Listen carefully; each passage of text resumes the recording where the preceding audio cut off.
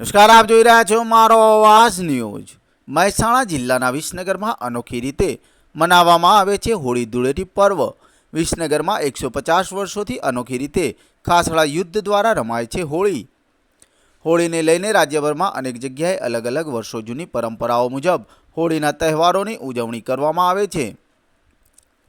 ત્યારે મહેસાણા જિલ્લાના વિસનગરમાં અનોખી રીતે હોળી મનાવવામાં આવે છે।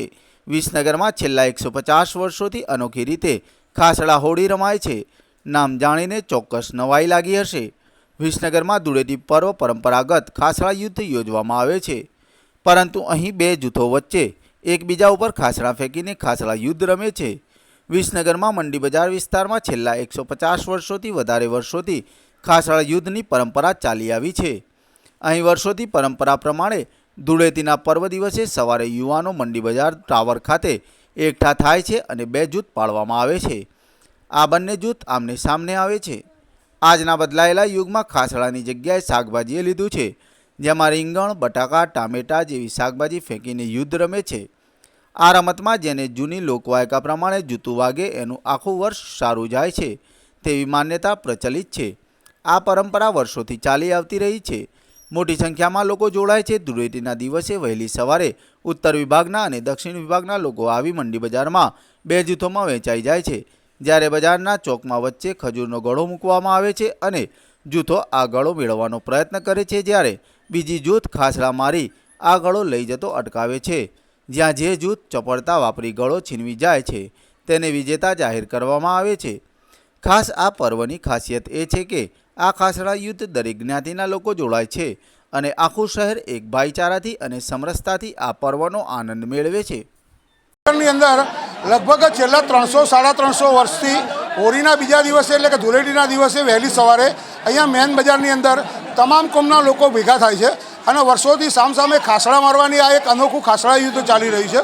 હવે એક્ઝેક્ટલી ક્યારે શરૂ થયું એ તો આજ સુધી કોઈને ખબર નથી, પણ એવું કહેવાય છે કે લોકો 12 મહિના પોતાના જૂના ખાસડાઓ સંગ્રહી રાખતા હતા અને ધૂળેટીના દિવસે આ ખાસડાઓ લઈ અને બજારમાં આવતા અને એકબીજાના સામસામે ખાસડા મારવામાં આવતા અને જો કદાચ કોઈને ખાસડું વાગી જાય તો એને કેસર લગાડવામાં આવતું અને એવું કહેવાય છે કે જેને ખાસડું વાગે એનું આખું વર્ષ ખૂબ જ સારું જાય।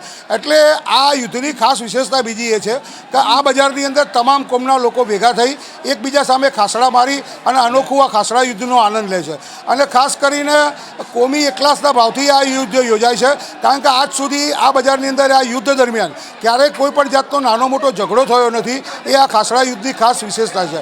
અને બીજું કે આ ખાસડા યુદ્ધની અંદર તમામ કોમના લોકો સાથે મળી અને એકબીજા અમે ખાસડા ફેંકે છે, પણ હવે સમયમાં જેમ પરિવર્તન આવ્યું એમ આમાં પણ થોડું પરિવર્તન આવ્યું। હવે જૂના ખાસડાની જગ્યાએ લોકો જૂના શાકભાજી, બટાકા, ટામેટા, રીંગણા આ બધું ભેગું થાય છે બજારમાં અને એકબીજા સામે આ શાકભાજી ફેંકવાનો રિવાજ થઈ ગયો છે અને ખાસડા યુદ્ધમાંથી હવે શાકભાજી ઉપર આવી ગયા છે। પણ જે આનંદ પહેલાં તો હતો એવો ને એવો આનંદ આજ સુધી પણ આ ખાસડા યુદ્ધમાં જળવાઈ રહ્યો છે અને ખાસ કરીને આ કોમી એકલાસના ભાવથી યોજવાય છે અને વિસનગરની અંદર એટલે કદાચ ભારતમાં સમગ્ર પ્રથમ જ વાર વિસનગરની અંદર આ વર્ષોથી આ હોળીના બીજા દિવસે આ ખાસડા યુદ્ધની પરંપરા ચાલે છે અને લોકો આનંદ અને ઉત્સાહથી આ તહેવાર ઉજવે છે। આ વર્ષોથી વિસનગરમાં તહેવાર ખાસડા યુદ્ધથી ઉજવવામાં આવે છે અને દરેક દરવાજાના દરેક વિસનગરની જનતા અહીં આગળ ઉજવવા આવે છે। 7:30-8 વાગે અહીં આગળ દરેક ભાઈ બહેન ભેગા થઈને અહીં ઉજવે છે અને એનો આનંદ બધા લે છે અને એનાથી આનંદનો બહુ બધાને મજા આવે છે અને એનો દરેકને અનોખો આનંદ મળે છે અને એનાથી અમે મટકી ફોર અને બધું લઈએ છીએ। આનંદ દરેક જાતના આવે છે, પટેલ છે, ઠાકોર છે, વાઘરી છે, મુસલમાન છે, દરેક ભાઈ બહેનો અહીં આગળ આનંદ લે છે અને વર્ષોથી 50થી 100-150 વર્ષ જૂની આ વર્ષો અમારા પહેલાં ચાલે છે એનો અમે આનંદ લઈએ છીએ।